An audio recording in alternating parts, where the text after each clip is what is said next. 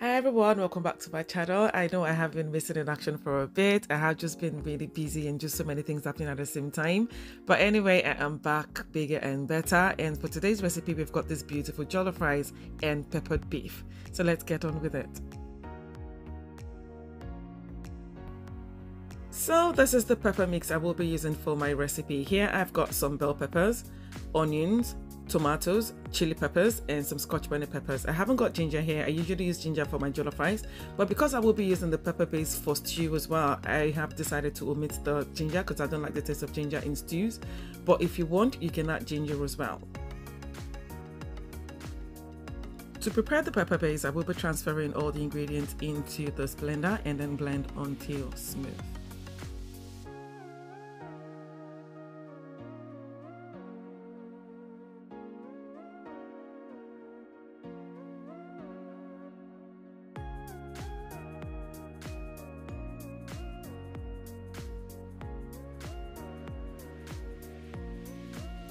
To prepare the stew base, I will be transferring the blended pepper mix into a pan on medium heat. Then I'll season with some dried thyme, curry powder, seasoning cubes, white pepper, salt, and some bay leaves. Then I'll mix thoroughly, cover and leave to boil down on medium heat for about 25 to 30 minutes. This process is to get rid of as much water as possible.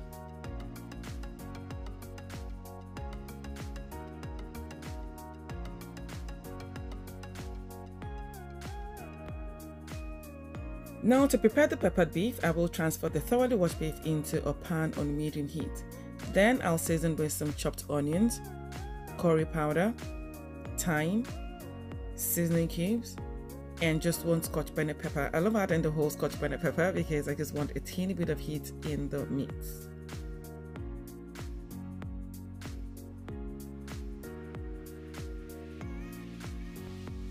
Next, I'll combine thoroughly. You can use pretty much any other kind of meat you prefer. I actually prefer goat meat for this recipe as it's more flavorful.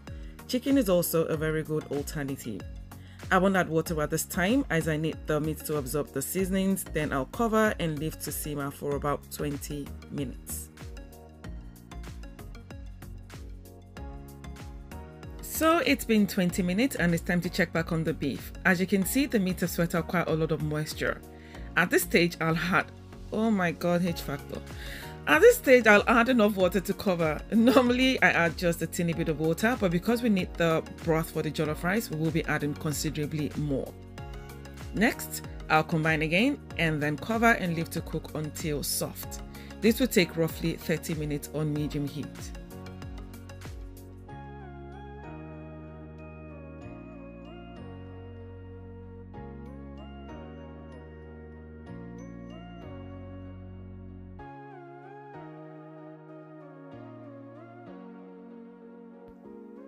Now it's time to fry the tomato paste.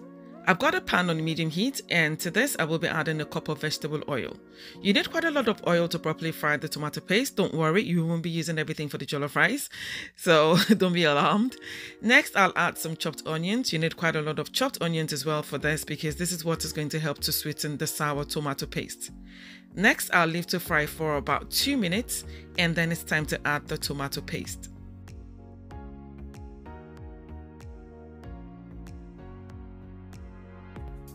Next, I'll fry for about 15 minutes. Please do not leave this unattended. Just keep stirring every now and then.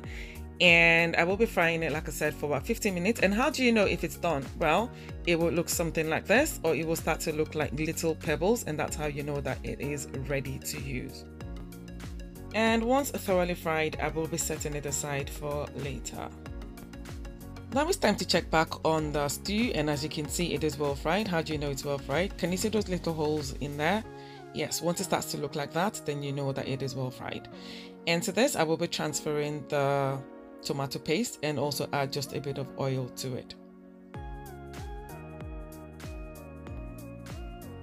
Next, I'll combine thoroughly and then cover with a splatter guard and leave to fry for about 10 to 15 minutes on low to medium heat. Please don't cover with the lid or all the way. If you do, the moisture from the steam will cause the stew to boil rather than fry.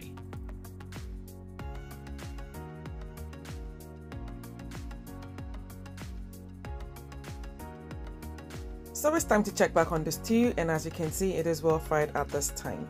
Please don't leave your stew unattended for too long, because as you can see here, this one don't take style brown, but it no matter, we can use it like that. So I'm going to set this aside for use in a minute. For this next stage, you will need an oven safe dish or oven safe pan. To this, I will transfer my thoroughly washed rice. Make sure you wash the rice until the water runs clear, otherwise the rice will stick together or be soggy and you won't like it. Next, I'll add some of the stew. Now the amount of stew that you add is going to depend on the amount of rice that you've got. So this is enough for me anyway.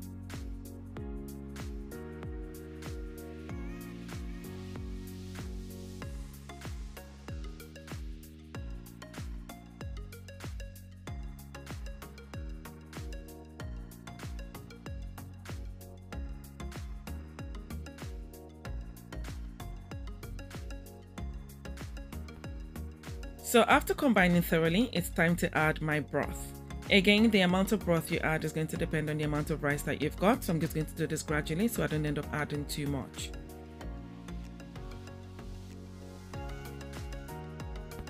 So I should mention at this point that you don't need to use this method. You can use the normal method instead of the oven method, but this is just an alternative way I like to, to make jollof rice, and one I like to use when I'm trying to work or multitask around the house, and it saves me the hassle of checking up on the rice every now and then.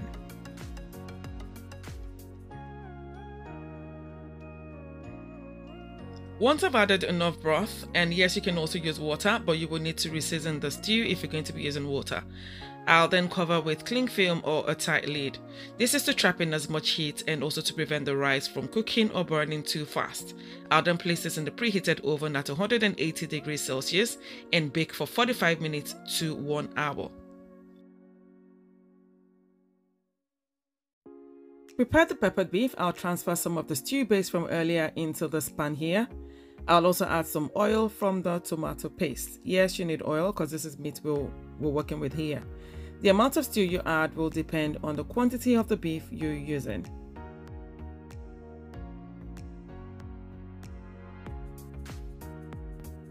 Next, I'll combine thoroughly, and as you can see, I grilled the beef from earlier. You can also fry if you want. You can do anything you want with it really, but I just used my air fryer to just fry it quickly. And then just transfer that into the stew, combine thoroughly, and I will leave this to fry for about 5 to 10 minutes. And this is just so the meat can absorb the stew.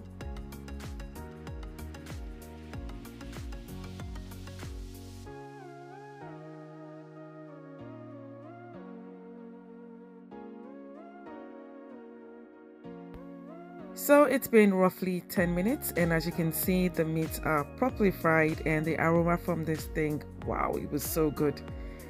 Anyway, the next thing to do is to garnish, and for that I will be using some chopped onions, some spring onions, and some chopped chilies.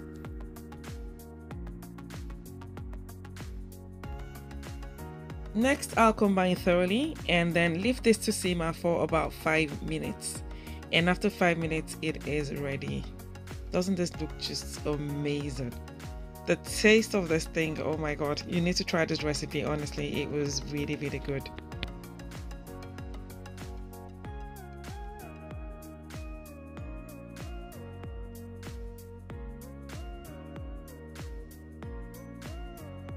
So here you have it, our beautiful oven baked jollof rice and peppered beef. This was absolutely beautiful. And if you do try this recipe, please let me know how you get on by leaving me a comment in the comment section. Please don't forget to subscribe to my channel, and I hope to see you in my next video. Thanks for watching. Bye.